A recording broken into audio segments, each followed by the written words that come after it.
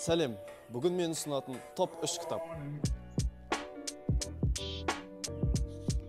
Үшінші орында Супер жады кітабы.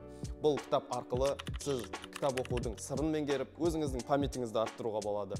Яғни, сіз көптеген заттарды жаттай алмай, қиналып жүретін болсаңыз, бұл кітап сізге таптырмас көмекші болады. Бұл кітапқа мен 10-нан 8 немесе 9 деген баға берер едім. Топ 2. Бұл кітап Стивен Хокингтің «Краткие ответы на большие вопросы» атты кітабы. Ескерте кетейін, бұл кітап ғылым және астрономия туралы жазылған, және сіздің ойларыңызбен келіспей қалуы мүмкін. Бірақ кітапты оқу арқылы мен көптеген жетістіктерге жеттім. Мен НАСАның тікелей эфиріне, дебатына қатыстым. Яғни, сол тікелей эфирде өзімнің ойымды қорғап, осы кітаптан алған білімдерімді толықтай көрсете алдым. Бұл кітапқа мен точно 10-нан 10 деген баға беремін. Топ 1. Өзбекәлі және Мәдени майдан. Бестселлер.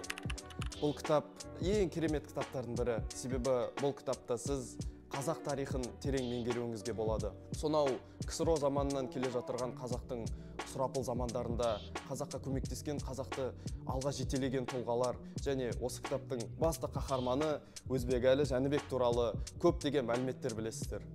10-нан 10 деген баға қоймасам болмайды. Ал сен кітапты жиі оқисың ба? Өзіңнің сүйікті кітабыңды комментарийға жазып кет.